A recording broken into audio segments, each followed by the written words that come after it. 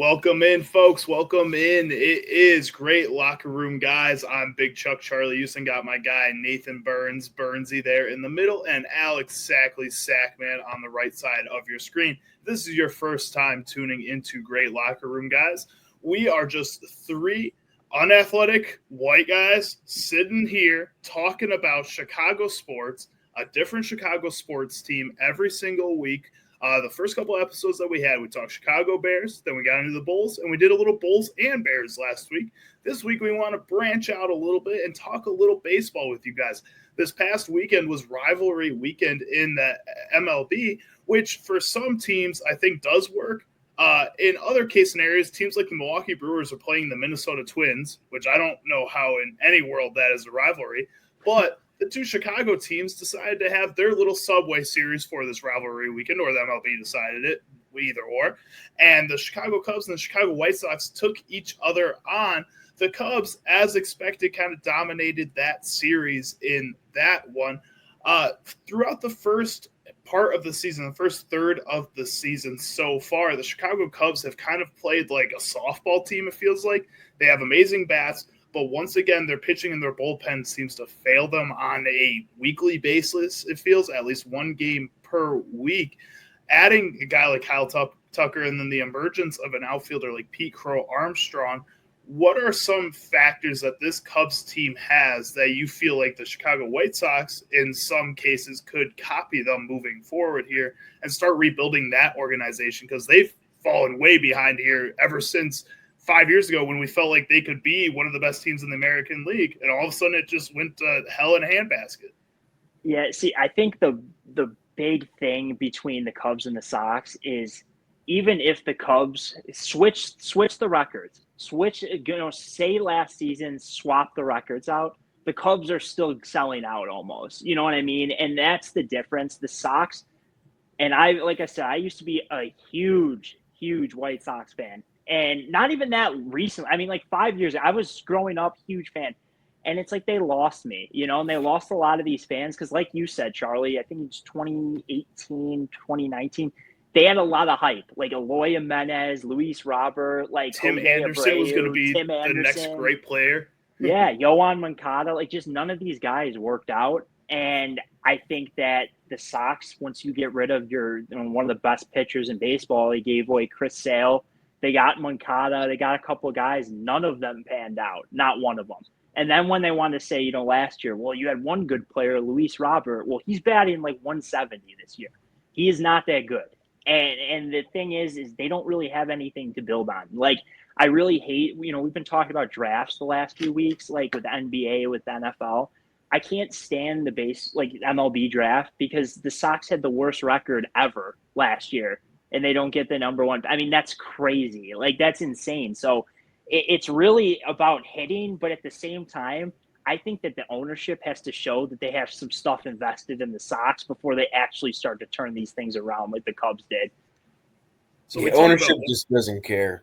I mean, right. They got rid of everyone, all their young guys that they banked on for all those years when the Cubs were good and they were rebuilding. Like Tim Anderson, he flamed out.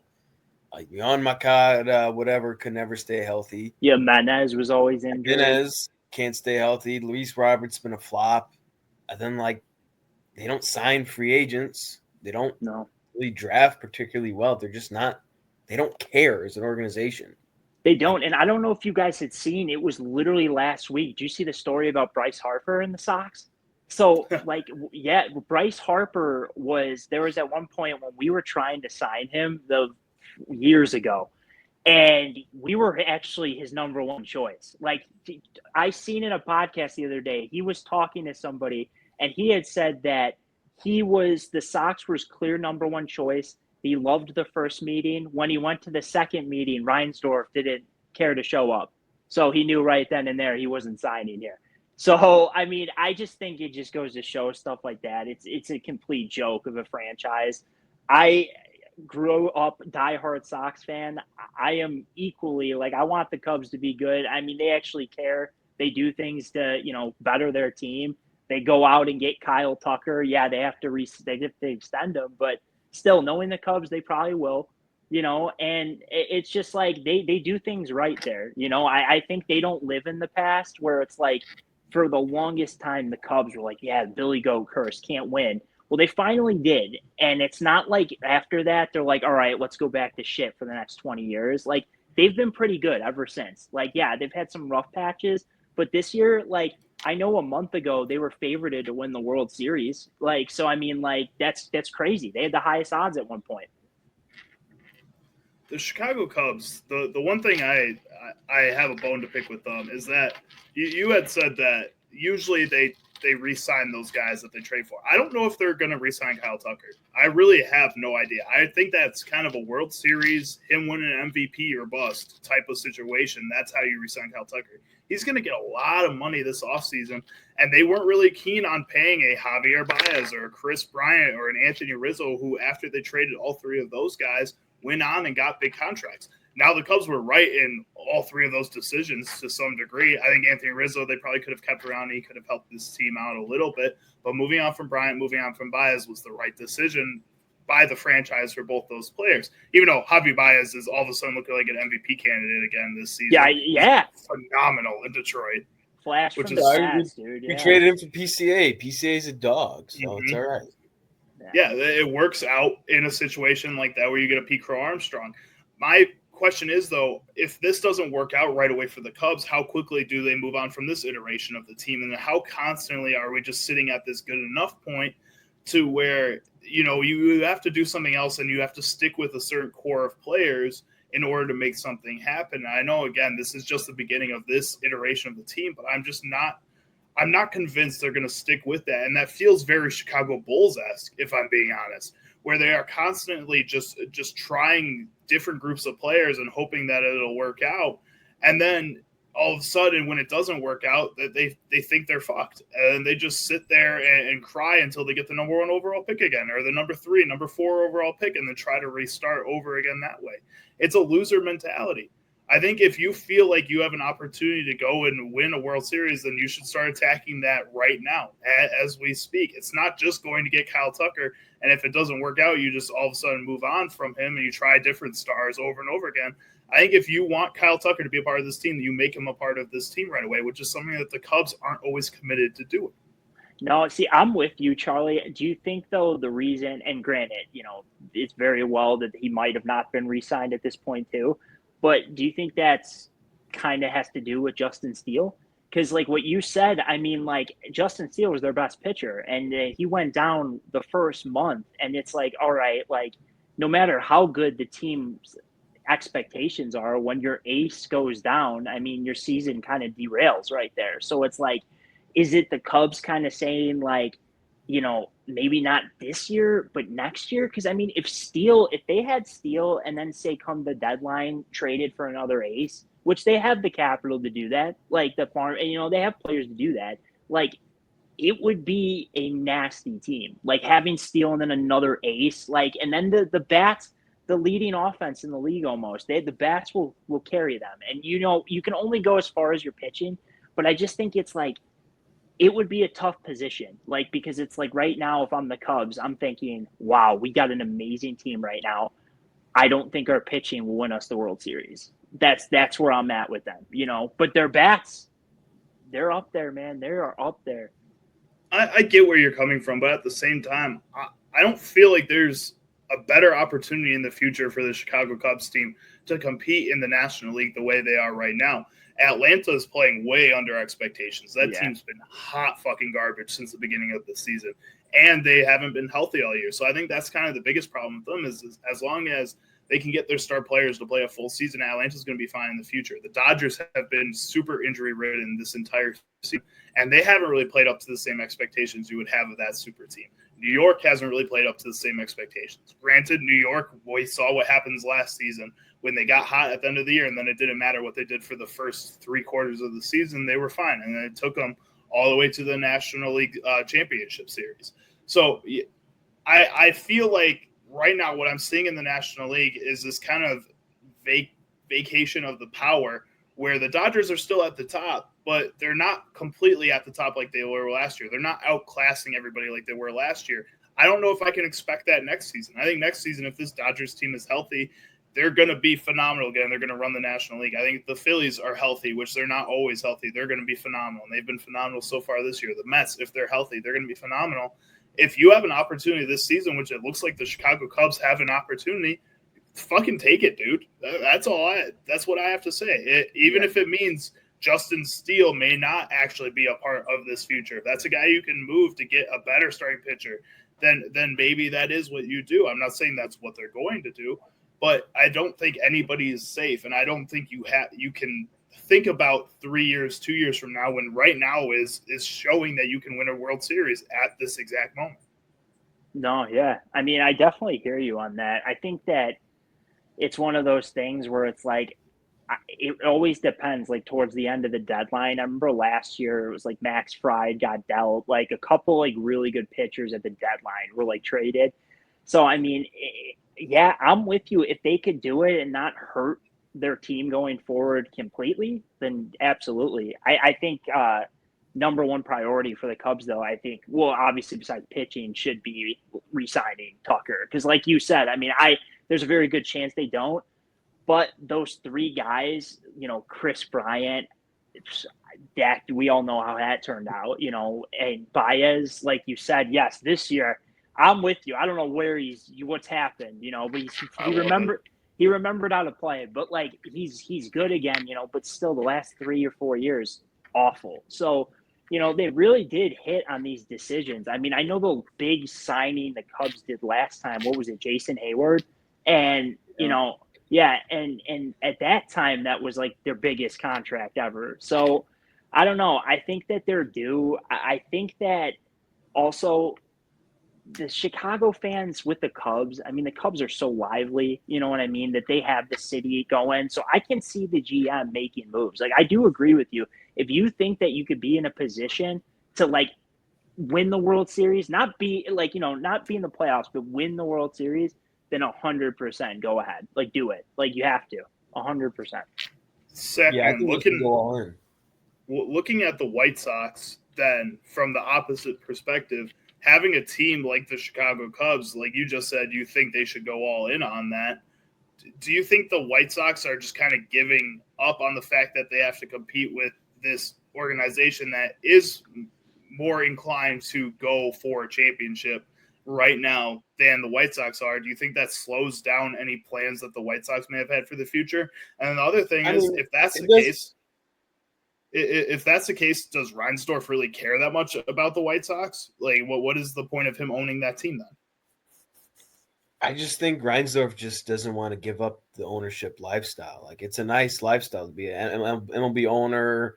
You sit up high in the press box. You know, you have your cigar. He does not care about the team. This is Jerry Reinsdorf we're talking about. This is the guy who famously said a year or two ago that, just because you didn't finish the first doesn't mean it wasn't a good season. Second, third, fourth, fifth is good too. Yeah. This guy does not care. He barely cares about the Bulls. The only reason why he hasn't gone full-fledged, I don't care about the Bulls, is because with him being 1 foot in, 1 foot out, the stadium is still full. He doesn't have that with the Sox.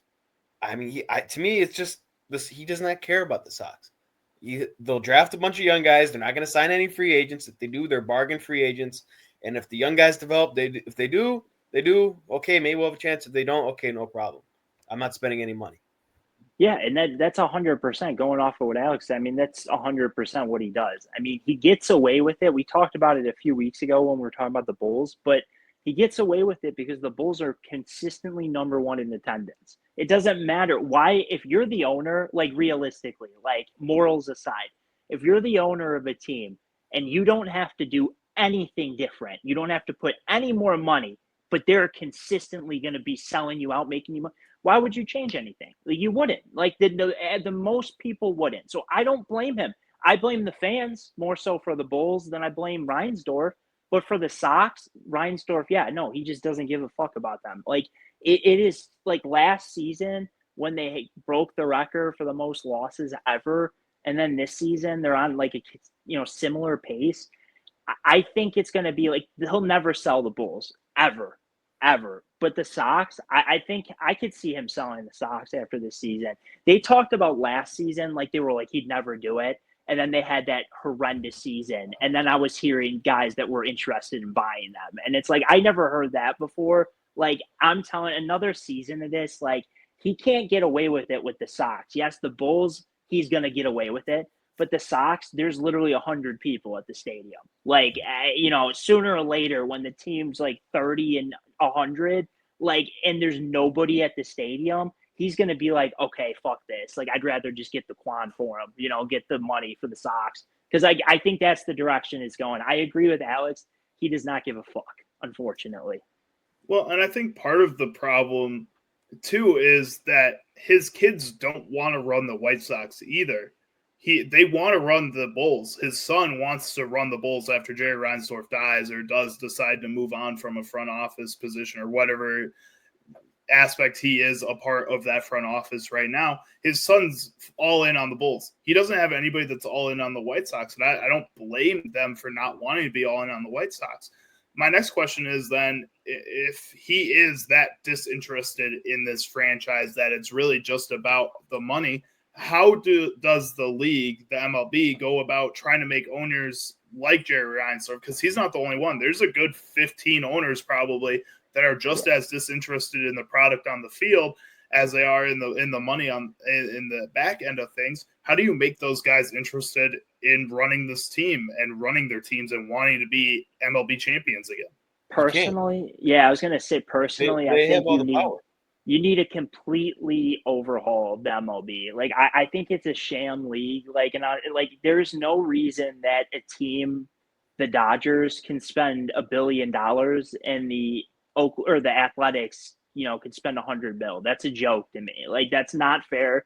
Like, that's basically saying, like, okay, A's, like, come compete. You'll never win again. You'll never win. Like, they'll never win again. Like, if that's the way the salary cap, it doesn't matter. People aren't going to get lucky 100 games. Like, they're not going to win. Like, they have these teams like the Dodgers. Like, I think that's what baseball needs to get under, like, a salary cap. Because I just don't think it's a fair sport when you have 3 teams that are worth 100 times more than the other teams. Like, that's just not fair. Like, it's like basically saying, okay, Notre Dame, like, they're going to go up against, Northwestern. Like, or not, that's a bad example. Northwestern's pretty decent. But you know what I'm saying, though? Like, that example, it's just like, that's not. Southern Illinois. Yeah, and it's like, that's not fair. Like, that's bullshit. So I think the baseball, like, maybe a couple more years of the Dodgers winning, Yankees, maybe, like, these high payroll teams. And I think it's going to be a completely revamped league because that's the only way I can see it happening. Because I was talking to a buddy about it the other day, but, like, I know it's sad and it's a shit way to think about, but truly, like, if you're an Athletics fan or a Rockies fan, what's the point of following baseball? You guys are not going to win shit, like, ever. Like, so what's the point? You might as well stop being a fan. And I know it sounds shitty, but it's true. Like, if you're following a team that has no shot of winning the World Series, then what's the point of giving your money towards the team? Like, just because you say, like, yeah, like fuck that. Like, that's not a team. Like, that's a bullshit team. That's a G League team. Like, so, like, that's how I look at baseball right now. I think it's broken as hell. I think when you look at the possibility of having a salary cap within the MLB, the first thing you have to do is convince one of the top players that their money isn't worth all the other struggle that the younger players below them have to go through. And I think that's the biggest conversation right now. I think you have some owners who probably do want salary caps. A lot of these cheaper owners are probably down for a salary cap because that means they don't have to pay their star players way in advance anymore. The Milwaukee Brewers, where I'm recording from right now in Milwaukee, they paid Jackson Chourio, their young outfielder, 10 years in advance, essentially. They gave him a 10-year, $80 million contract in order to keep him around for the long term. I think they would prefer not to have to do that 10 years in advance of him becoming a superstar at some point. Because when you look at a situation like the Tampa Bay Rays, who did that same thing with Wander Franco, look at where that got them. He's currently sitting in court in the Dominican Republic or wherever he's from for being a pedophile. Like, you can't seriously think you're going to win a championship based on who you pay 10 years in advance. You can't plan on a championship 10 years into the future because you have no idea what's going to happen in that time frame. So if you can convince those owners that they want to win now, they do want to compete in this league because you do have billions of dollars put into these franchises. You do want them to succeed because you do care about the organization to some degree. You have to give them the love of the game back. And for that to happen, you have to have a player, one of the star players, also have that same kind of love for the game and say, you know what, I don't want a big contract or as big of a contract as some of these other guys. And then a chain reaction starts. But you have to find a way to convince those star players first. Yeah, you definitely have to follow suit because, yeah, you're 100% right. And that's what I mean about a complete revamp because, yeah, you're right. The guy's making $80 million or Shohei Ohtani, he's going to be like, fuck that. Like, why would I, and 100% I agree. And I do agree with that. But my problem is with it should have never gotten to this point where it's like, okay, well, if they want to spend more, because then you're buying a championship. And that's what, people want to be like, well, no, but that's what it is. Like, you're buying a championship, and still counts. Like, I'm not taking that away, but, it's just different. It's not, if the Yankees won the World Series this year, it is 100 times different than, say, the Marlins winning the World Series. And it's like, holy shit. That's, you know what I mean? So I don't know. I wish it would have never gotten to the point where it was because I agree with you, Charlie. I do think there are some owners, especially Reinsdorf's the perfect example. This fucker could afford these guys. He doesn't want to pay them. I am with you on that.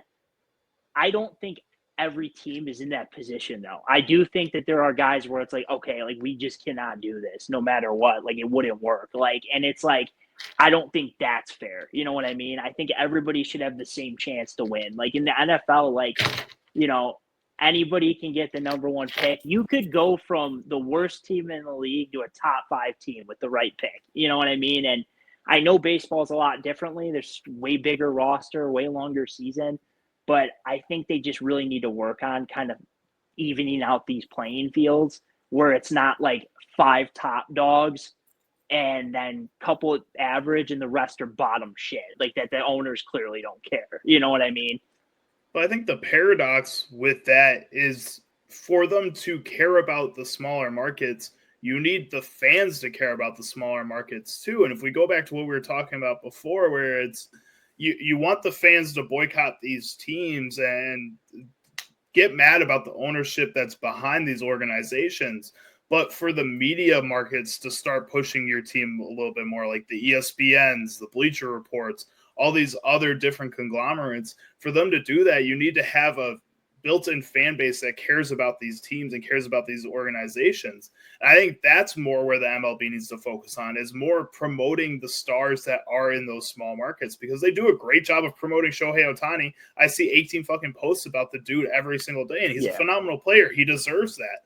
But at the same time, Sackman, how do you go about starting to promote these players? Is it as easy as just posting their highlights too?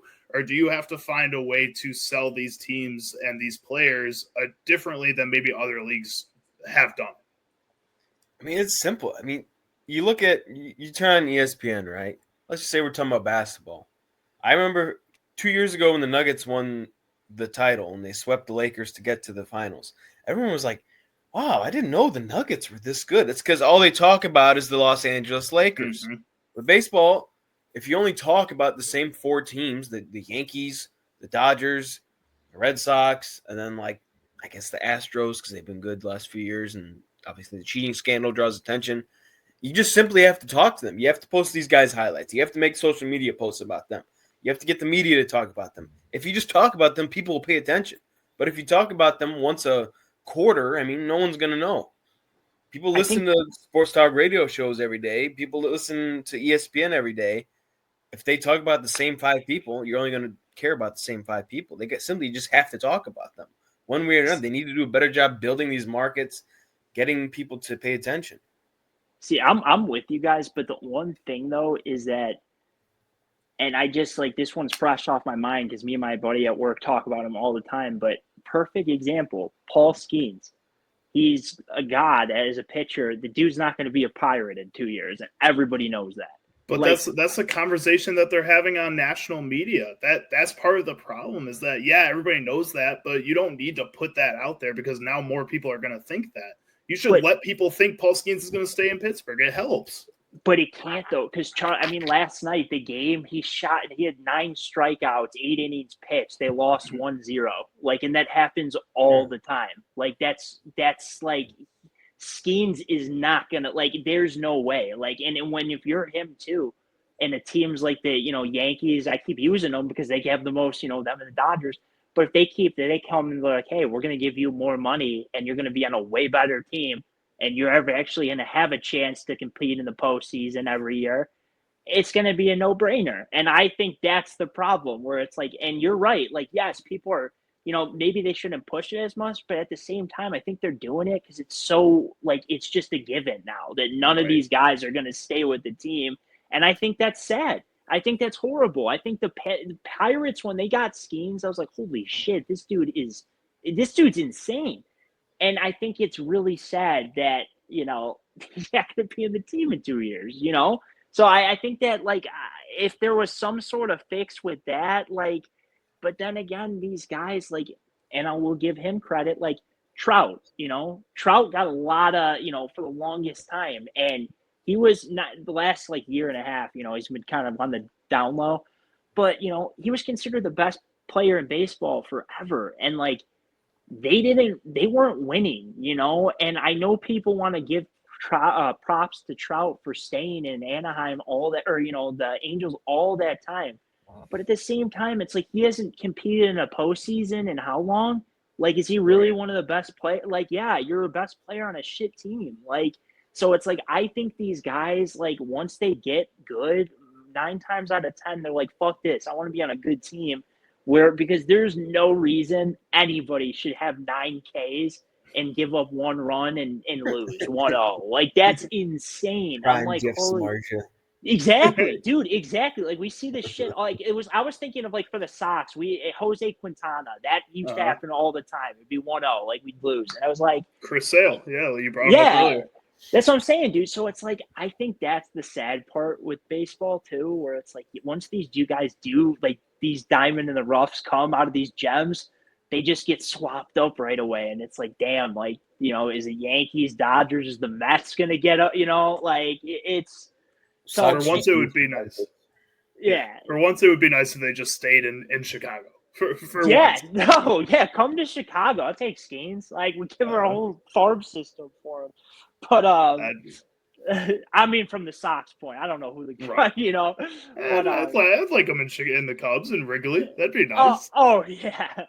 But no, boys. I mean, that's the thing, and I think it's a little sad because I used to love baseball, and, like, I still like baseball. I just, like, I think it's kind of gotten to a point where it really isn't as fair as it used to be, where it's like any team can win. I just don't think that's the case anymore, Well, and especially when you're looking at the NBA playoffs right now, where in the 2 conference finals, we're going to have the 7th different NBA champion in 7 years. Insane. And when other sports are doing the parity so well, it's so much more apparent in the MLB because of that. All right, folks, we are great locker room guys. I'm Big Chuck Charlie Uczen. That's Burnsy, Nathan Burns in the middle, and Sackman Alex Sakleh on the right side. It's a little bit of a shorter episode today, but we hope you still enjoyed hearing us talk about the Cubs and the White Sox. If you did, feel free to like, subscribe. We'd really appreciate it. Comment below what you thought about what we said today, about the parity in the MLB. If you thought the Cubs can do this, can be a championship team this year, and whether or not the White Sox will ever be able to get to that point of competitiveness in the future. Again, we'd love to hear from you. Have a great rest of your day, guys. Have a great rest of your week, and we will talk to you next week. I'll see you later.